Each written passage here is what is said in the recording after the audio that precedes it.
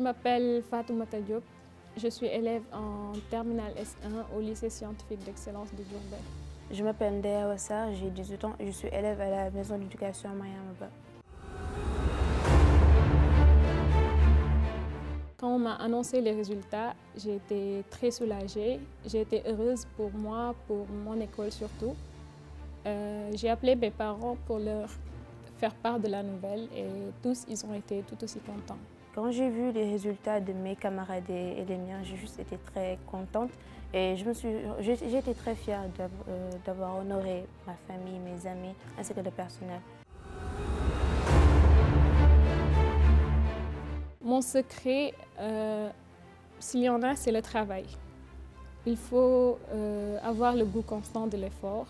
Il faut savoir se fixer des objectifs et donner tout pour les atteindre. Je pense qu'il faut juste avoir de la passion dans ce qu'on fait. J'ai toujours aimé les langues, donc je me suis investie et en plus de l'aide du personnel et des professeurs qui ont tout fait pour nous transmettre cet amour des matières, notamment les langues, dans mon cas. L'école, comme tous les secteurs pratiquement, n'a pas été épargnée par les conséquences dramatiques de la Covid. Mais heureusement pour notre génération, il y a les nouvelles technologies. Le numérique est là aussi pour nous permettre de développer le télétravail. À notre niveau, nous avons pu poursuivre les cours, terminer les programmes dans certaines matières. Nous avons eu à faire des cours en ligne à travers les plateformes comme Teams, Google Classroom, Google Meet. Et je me dis que c'est une chance parce qu'il y a beaucoup de gens, notamment dans les régions qui n'ont pas de connexion ou pas d'appareil nécessaire. Et je pense que l'État devrait juste plus œuvrer dans ces domaines-là pour essayer d'aider les gens, les élèves, parce qu'il y a une certaine inégalité de chance dans ce cas-là. Les réseaux sociaux, on peut les utiliser positivement si toutefois on est conscient de ce que ça peut nous apporter. Donc ça peut être un lieu d'échange entre élèves et professeurs en même temps. Mais si on n'est pas conscient de la manière dont on l'utilise aussi, ça peut nuire à nos études. Et malheureusement, c'est la mauvaise partie qui domine en général. Donc il y a certains jeunes qui l'utilisent pour s'informer, pour en même temps apprendre et connaître d'autres cultures et partager les leurs.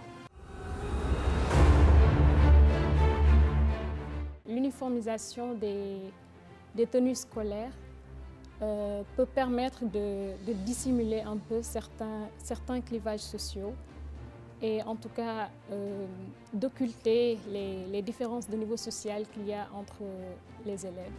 En plus de cela, ça permet aux parents aussi d'économiser de l'argent, vu qu'ils vont juste débourser pour peut-être 2 ou 3 tenues qui seront portées jusqu'à la fin de l'année. Donc c'est une bonne initiative.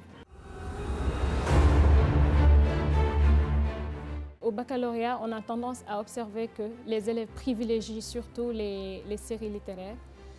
Et je trouve que c'est normal qu'on soit dans l'optique de renverser un peu cette tendance parce qu'on a besoin de scientifiques, on a besoin de sciences pour se développer. Et il faut donc qu'on incite les élèves à éliminer un peu cette peur-là qu'ils ont des matières scientifiques.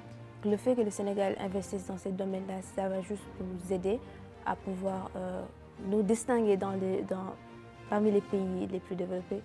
Et puis, le Sénégal n'a pas encore connu sa révolution industrielle et à travers l'encouragement du développement de la science et des nouvelles technologies, ça pourrait aider à avoir plus d'ingénieurs. Et déjà, même avec le pétrole que l'on a découvert, si on a plus d'ingénieurs en génie chimique, tout ça, ça pourrait bien aider. Le lycée scientifique d'excellence de Diourbel est l'un des plus jeunes au Sénégal. Mais malgré tout, c'est une fierté pour nous, ces pensionnaires, mais surtout pour tout le Sénégal. Parce que chaque année, ce sont des Sénégalais qu'on y forme, ce sont des bacheliers scientifiques de plus pour tout le pays. Et je pense que le bénéfice revient à tout le Sénégal. Les gens pensent qu'on est une école d'excellence, mais ce n'est pas vraiment le cas, sur les papiers en tout cas. On n'est pas dans les conditions optimales, même si le personnel essaie de faire tout son possible pour qu'on puisse bien exploiter notre potentiel et juste montrer au Sénégal que l'on a bien fait de créer cette école-là, qu'on a notre place ici. je pense que le combat doit se faire d'abord à titre individuel, parce que chacun doit se sentir suffisamment responsable. Chacun doit porter le masque, et non pas pour ne pas se faire verbaliser ou se faire sanctionner, mais pour se protéger et protéger les autres. Porter ce masque chirurgical-là est mieux que d'aller porter un masque d'oxygène qui te pousse à dépenser des millions à chaque fois. Ça fait souffrir ta famille et ça te fait souffrir. En plus de cela, même si tu guéris, il y aura toujours des séquelles. Donc on pourrait juste essayer de bien respecter les mesures barrières, de se laver, de respecter la distanciation sociale. C'est mieux pour préserver nos proches. Et comme on le dit en Wolof, fagaru mo gën faju.